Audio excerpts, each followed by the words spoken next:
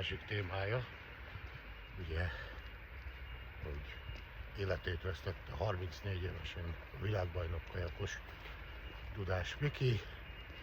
Ki is vonultak hozzá a rendőrök, ugye egy hozzátartozójának a bejelentésére, gondolom nem tudta elérni.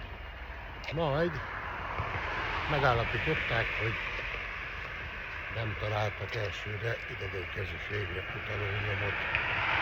Aztán 2 nap alatt ez szépen meg is változott, hogy hát egy soron kívüli boncolást kértek, és hát ott ki is derült, hogy azért a holttesten vannak olyan sérülések, amik nem kimondottan keletkezhettek természetes úton. Hát azért amióta visszavonult Dudás, azóta azért egyrészt bele is vágott a celebéletbe, hát ez ugye tudjuk, hogy mivel is járhat.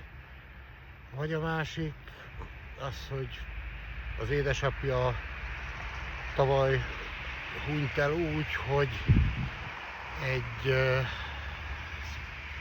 Pest-Szent Imrei, vagy egy 18. kerületi benzinkúton szóváltásba keveredett 6 darab profi boxolóval, és gyakorlatilag halálra verték. Hát most ez, persze vannak emberek, vannak temperamentumok, de hát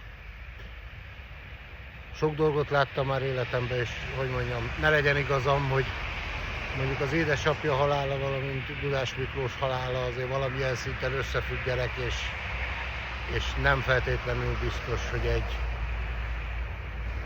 alkoholtól túlfűtött újévi buli utáni szóváltásból lettek ezek az események, vagy esetleg másból.